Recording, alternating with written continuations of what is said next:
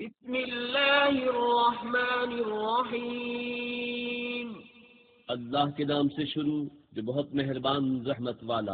ان اولیاء اللہ لا خوف علیہم ولا هم يحزنون الذین آمنوا وكانوا يتقون۔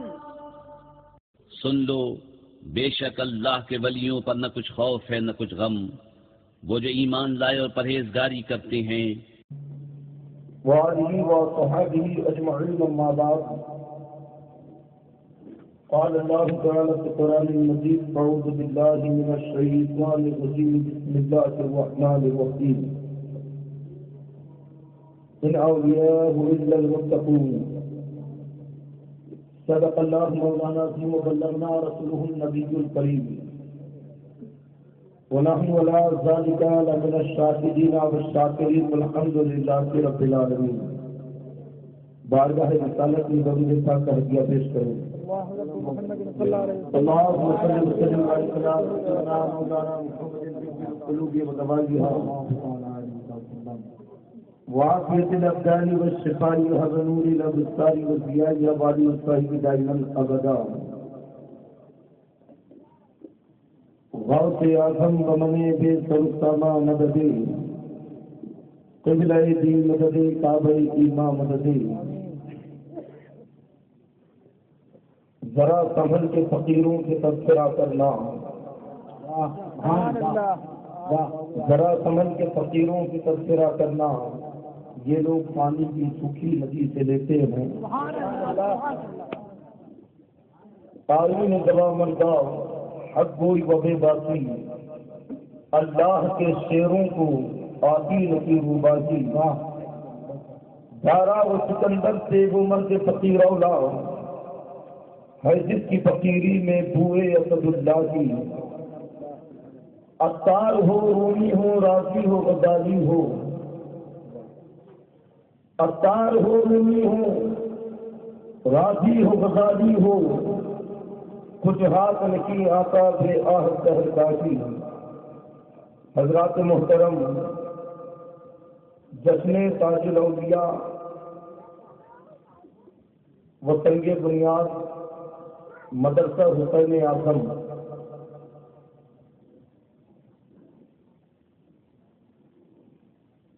ان دونوں موقعوں کی مناسبت سے آج کے جلسے کا انعقاد ہوا ہے۔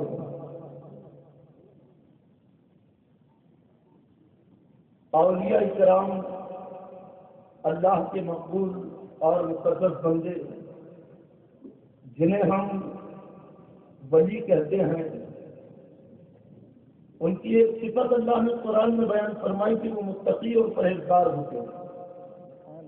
جو ولی ہوتا ہے وہ تقوی والا ہوتا ہے، پرہیزگار ہوتا ہے۔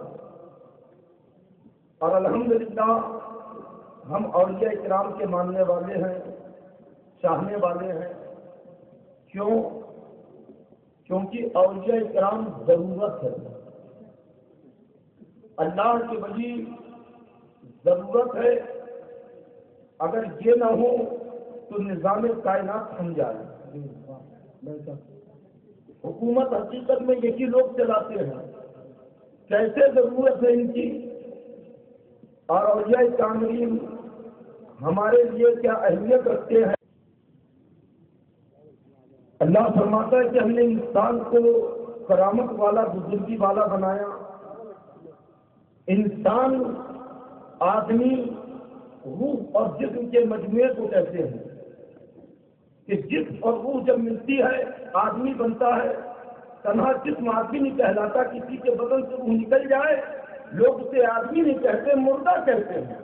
اور جو روح نکل کے چلی گئی اسے بھی آدمی سے تعبیر نہیں کیا جاتا، لوگ اسے روح کہتے ہیں۔ جب یہ دونوں ملتے ہیں تو آدمی بنتا ہے۔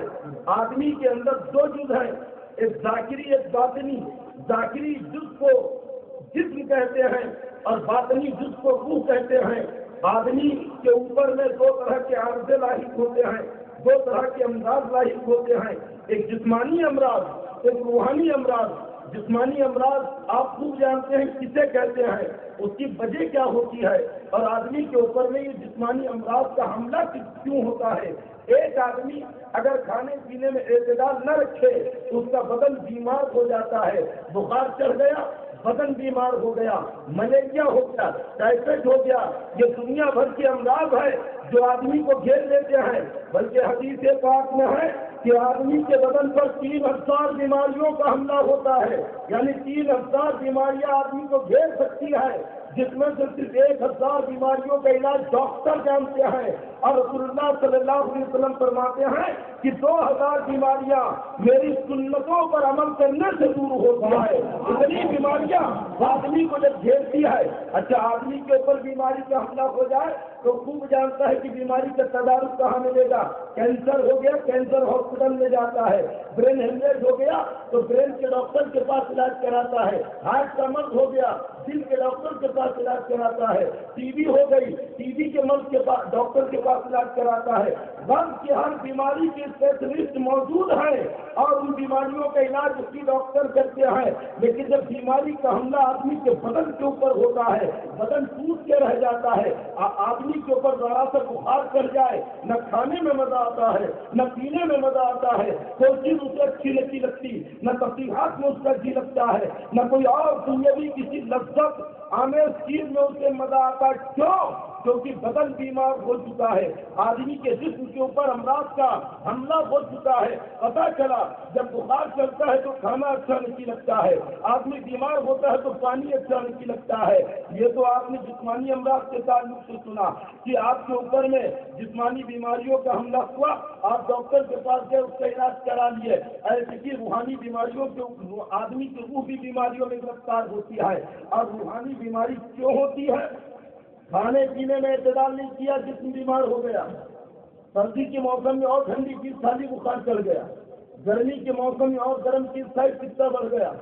غرض کے آدمی کے اوپر کئی طریقے سے امراض کا حملہ ہوتا ہے، ایسے کی آدمی کی روح بیمار ہوتی ہے۔ اور روح کی بیماری کے اسباب کیا ہے؟ تو صوفیہ کہتے ہیں کہ جب آدمی جھوٹ کہتا ہے تو روح بیمار ہوتی ہے، جب آدمی چغلی کرتا ہے تو روح بیمار ہوتی ہے، جب آدمی سود کھاتا ہے تو روح بیمار ہوتی ہے، شراب پیتا ہے تو روح بیمار ہوتی ہے، جوا کھیلتا ہے روح بیمار ہوتی ہے، غرض کے جتنے ناجائز حرام کام کرتا روح بیمار ہوتی ہے۔ جب جسم بیمار ہوا تو کھانا پینا اچھا نہیں لگ رہا تھا، تفریح میں مزہ نہیں آ رہا تھا، کسی اور چیزوں سے لذت نہیں مل رہی تھی۔ ایسے کی جب روح بیمار ہوتی ہے تو نمازوں میں مزہ نہیں آتا ہے، عبادتوں میں دل نہیں لگتا ہے۔ رمضان کے مہینہ آ گیا، روزے شروع ہو گئے لیکن روزہ رکھنے کا جی نہیں چاہ رہا، کیوں؟ روح بیمار ہو گئی ہے۔ اذان ہو رہی ہے، مسجد میں جانے کی طبیعت نہیں ہو رہی ہے، کیوں؟ روح بیمار ہو گئی ہے۔ غرض کے جب آدمی کی روح بیمار ہوتی ہے تو نہ قرآن کی تلاوت کا جی چاہتا ہے، نہ اللہ کا ذکر کرنے کی طبیعت ہوتی ہے، نہ مسجدوں کی طرف جانے کا دل ہوتا ہے۔ غرض کے یہ روحانی بیماریاں ہیں جو آج ہم سب کو گھیرے ہوئے ہیں۔ آپ کیا سمجھتے ہیں کہ تندرست ہیں، آپ توانا ہیں؟ ارے بظاہر تندرست ہوں گے لیکن روح کتنی بیمار ہو گئی، اسے ٹریٹمنٹ کی ضرورت ہے، علاج کی ضرورت ہے۔ اچھا جسم بیمار ہوا، آج چلے گئے ڈاکٹر کے پاس، بخار ہو گیا دوا دے دیا، سردی ہو گئی دوا دے دیا، غرض سے یہ بیماری لاہی کوئی اس نے علاج کر دیا۔ اب روح بیمار ہو گئی تو کس ڈاکٹر کے پاس جا کے علاج کریں گے؟ کہاں اس کا علاج ملے گا؟ کس کے پاس جائیں گے؟ کون سا ایسا ڈاکٹر ہے؟ جائیے دھنتولی چھان مار کے آئیے، کوئی ایسا ڈاکٹر ہے جو روحانی علاج کر دے کہ آدمی کی جھوٹ بولنے کی عادت ختم ہو جائے، شراب پینے کی عادت ختم ہو جائے؟ جسمانی بیماریوں کا علاج ڈاکٹر کے پاس ہو جائے، لیکن جب روح بیمار ہو گئی تو صوفیہ کہتے ہیں کہ روح کا علاج اولیاء اکرام کی بارگاہ میں ہوتا ہے، اور ان کے دربار یہ روحانی دواخانے ہیں۔ ان کی بارگاہ میں چلے جاؤ، سارے امراض دور ہو جائیں، ساری برائیاں ختم کر دے۔ اور ایسے ہی کہہ رہا ہوں، حضرت خواجہ صدیق سبزی رحمۃ اللہ علیہ کے راستے سے جا کے ہیں، آپ نے دیکھا کہ ایک شرابی شراب کے نشے میں چور ایک راستے کے کنارے پڑا ہوا ہے، اور اتفاق ایسا کی زبان سے اللہ اللہ کہہ رہا ہے، اللہ کا نام لے رہا۔ خواجہ صدیق سبزی رحمۃ اللہ علیہ نے کہا کہ یہ اپنی ناپاک زبان سے شراب پی کر اللہ کا نام لے رہا۔ آپ نے پانی لیا، اس کا منہ دھلا تھا۔ جب اسے ہوش آیا، لوگوں نے کہا کہ اے نالائق، شراب کے نشے میں پڑا ہوا تھا، آج تجھے اللہ کے اتنے بڑے ولی نے دیکھ لیا، کیا اب بھی توبہ نہیں کرے گا؟ دل میں غیرت پیدا ہوئی، سچے دل سے توبہ کروں۔ رات کا وقت ہے، حضرت خواجہ صدیق سکتی رحمۃ اللہ علیہ اپنے گھر میں تشریف لائے، آرام کرنے کے لیے لیٹ گئے، نیند لگی، کیا خواب دیکھتے ہیں کہ اللہ تبارک و تعالیٰ کی طرف سے حکم ہوتا ہے کہ اے صدیق سکتی، تو نے ہمارے لیے اس کا منہ دھلایا، ہم نے تیرے لیے اس کا دل دھلایا۔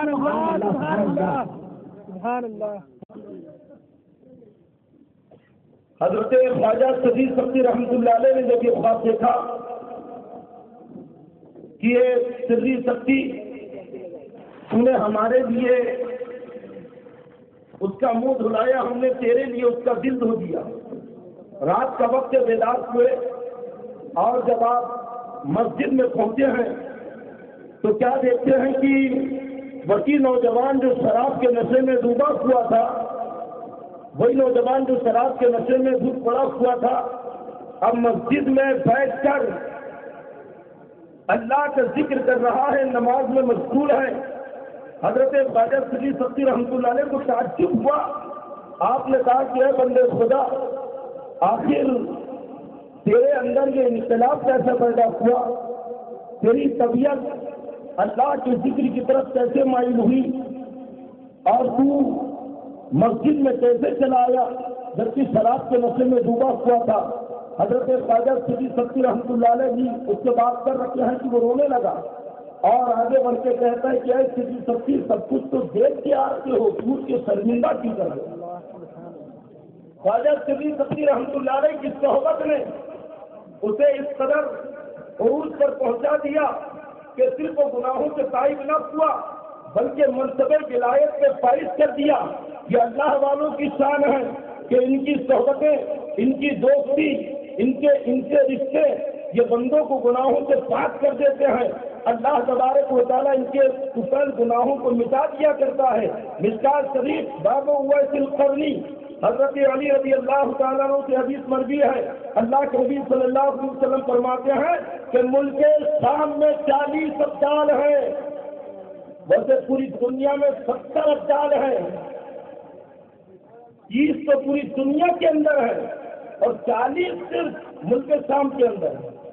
اللہ کے نبی صلی اللہ علیہ وسلم فرماتے ہیں کہ ملک شام میں 40 ابدال ہیں۔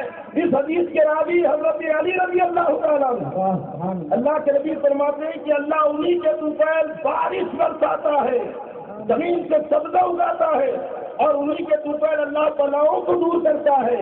یا اولیاء اکرام ہماری ضرورت ہے کہ اگر یہ نہ ہو تو زمین اگانا چھوڑ دے، آسمان برسانا چھوڑ دے اور پوری دنیا کو بلائیں گھیر دے۔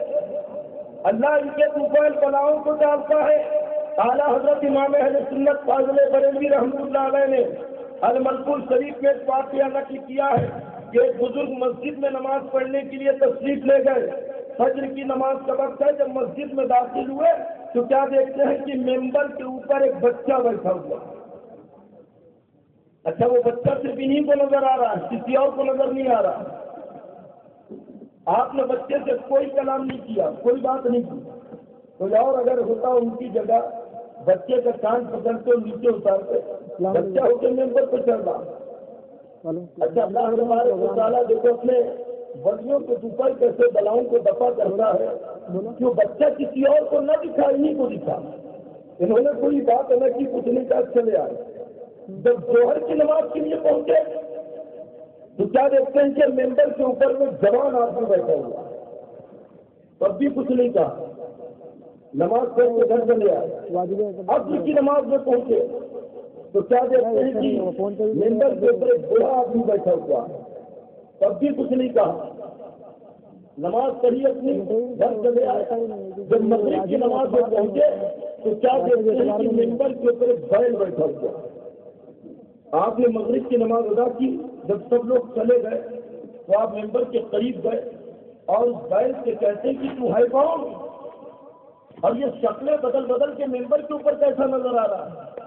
تو وہ کہتا ہے کہ خدا، میں اللہ کی طرف سے اس شہر پر نازل ہونے والی بلا ہوں، اب بلا مقدر ہو چکی ہے، اللہ نے تفسیر میں لکھ دیا کہ یہ بلا اس شہر پہ نازل ہوگی اور نازل ہو کے رہے گی، لیکن اللہ نے تیرے طفیل بلا کو ٹال دیا۔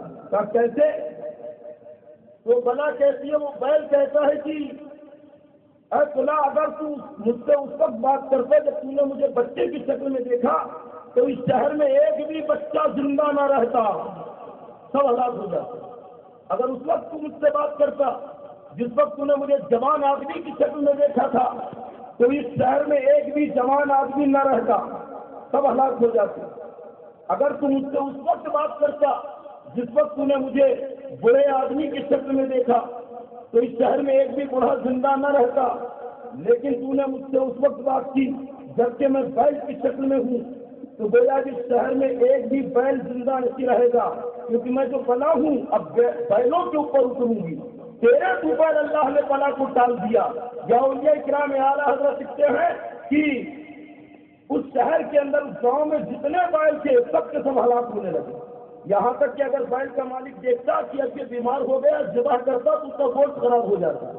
اللہ تبارک و تعالیٰ نے اس ولی کے طفیل جو بلا آدمیوں پہ اتر رکھی تھی جانور کے اوپر اتار دیا۔ یہ اولیاء کرام ہیں، یہ ان کی شان ہے۔ اللہ تبارک و تعالیٰ ان کے طفیل بلاؤں کو دفع کرتا ہے۔